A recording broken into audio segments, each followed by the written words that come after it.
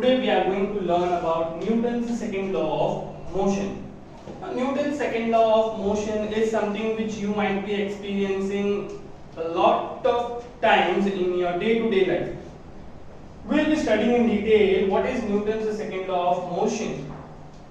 Now, it is said that Newton's second law of motion is measure of force. Now, why it is written as measure of force? Because you say that whenever you are applying a force on an object, then if object is previously at rest, then it comes in a motion. Now, since it is coming in a motion, it will have some velocity as well.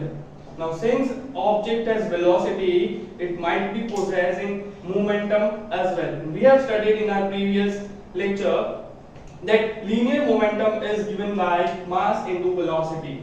Newton stated that force applied on an object is directly proportional to rate of change of momentum of the body. Previously, object was at the rest. Now, by applying the force, it is moving with some velocity. So, you can say that previously initial velocity of the object was 0. Now, it is moving with some velocity. Therefore, it might be possessing final momentum.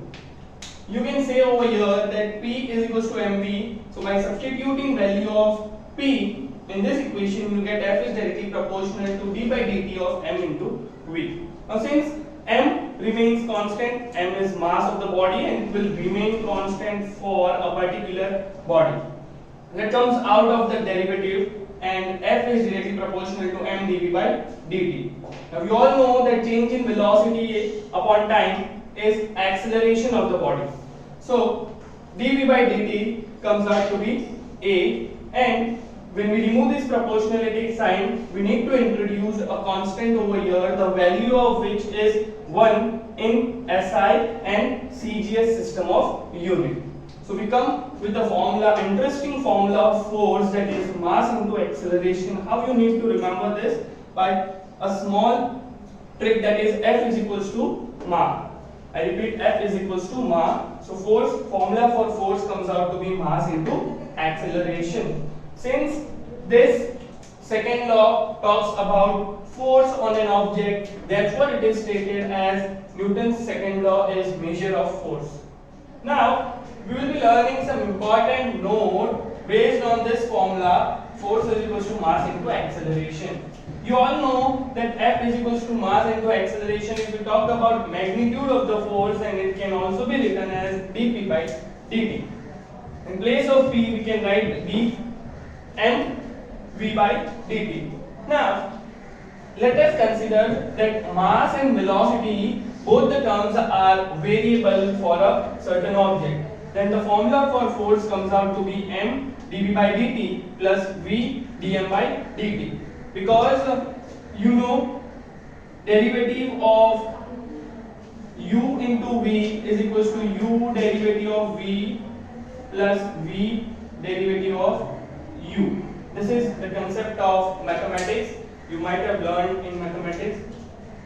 There are two possibilities over here. First one is, if mass of the object remains constant, then derivative of mass is equals to 0. So you can say F is equals to m dv by dt is the formula which we will be using when it is given as m is constant for a certain object. Now, second case is, if velocity of the given object is constant, then the derivative of that velocity component, that is dv by dt, becomes 0 in this formula, and we left out with F is equals to v dm by dt. So these are two cases which you will be using while solving numericals. This was all about force and some important concept about force which you might be using while solving some numericals. Now let's just talk about some units of force. Since force is a physical quantity, specifically you can say it is vector physical quantity because it requires direction as well as magnitude for its representation. So unit of force, there are two units on which we are going to talk about. First is absolute unit. In absolute unit, there are still two types, that is SI unit and CGS unit. SI unit, it is system international unit. Now force was derived by, you can say, a great scientist, Sir Isaac Newton. Therefore, in order to give regards to scientist, we use SI unit of force as Newton. Symbolically, it is represented by capital N, and it can also be expressed by kg meter per second square from formula, because for SI unit of mass is kg and that of acceleration is meter per second square. So combined unit of force can be used as kg meter per second square. There is no harm if you use kg meter per second square instead of Newton. Both are SI system of unit for force. Then there is CGS unit. CGS unit for force is dyne. You can also use gram centimeter per second square, because CGS unit of mass is gram and that of acceleration is centimeter per second square. So you can also use this as dyne or gram centimeter per second square. Second form of unit is gravitational unit. Now this unit you will not be using while solving numericals. This is known as practical units of force, because you say that if there is a certain object which is hold over here like this marker, if I leave this object, it will fall downwards. Why? Because a force of gravity is acted upon this marker and it is always directed in it is always acting in downward direction. So you can say that if force responsible for motion of an object is gravity, then you will be using gravitational unit. This is practical units you will not be using while solving numerical. In gravitational unit there are still two subtypes, that is SI unit and CGS unit. SI unit is kilogram force or kilogram weight. Kilogram force is kgf or kilogram weight is kgwt, that is kilogram weight. If you talk about CGS unit of gravitational form, then it is gram force, symbolically gf, or gram weight, that is gwt. This was all about units of force. Now we are going to see some relationship between different system of units. SI system of unit of force is Newton, so you can say 1 Newton is equals to 10 raised to 5 dyne, that is CGS. So this is relationship between SI system of unit and CGS system of unit for force. Similarly over here also you can say that 1 kgf, that is 1 kilogram force, is equals to 9.8 Newton. Now this is relationship between SI system of gravitational unit and SI system of absolute unit.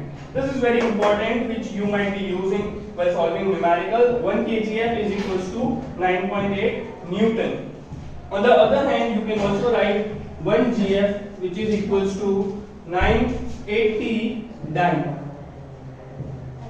I repeat, 1 gf, that is 1 gram force, is equals to 980 dynes. This is relationship between CGS system of gravitational unit and CGS system of absolute unit. So this is what you will also be using while solving numericals.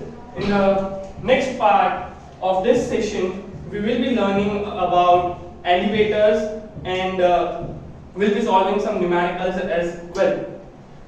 Let us learn some examples from this.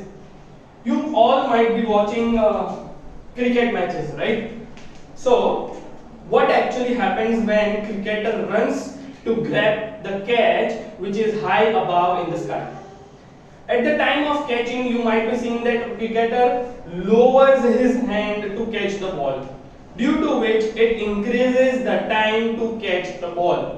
By increasing the time, it decreases the momentum, that is linear momentum of the ball, and by decreasing linear momentum, you might be saying that if momentum decreases, then force exerted by ball on hands of the fielder also decreases. मतलब होता क्या है, आपने देखा होगा कि जब भी फील्डर कैच पकड़ता है बॉल का, तो वो अपना हाथ नीचे की तरफ लेके जाता है। वो नीचे की तरफ लेके जाता है तो करता क्या है, वो टाइम जो है ना कैच पकड़ने का वो इंक्रीज करता है। मतलब क्या कि बॉल का जो मोमेंटम था उसको डिक्रीज करने की कोशिश करता है, जिसकी वजह से बॉल का जो फोर्स था, हाई ग्रेविटेशनल फोर्स, उसको कम कर देता है। मतलब इजीली वो उसके हाथ में आ जाएगा। But there's always an exception to this concept, to any of the concept. Over here as well, in cricket, we found some exception, that is Sir MS Dhoni. What he do while wicket keeping? Well, he is a wicket keeper, you all know. So while wicket keeping, he moves his hand towards the ball, with which it decreases the time of the ball to travel into his hands. By decreasing the time, you can say it increases the momentum and it requires less time to hit the stump. With this, it has achieved a lot of achievements, and you can say हम physics के concept पढ़ते हैं और वो apply करते हैं, इसीलिए वो ग्रेट है और हम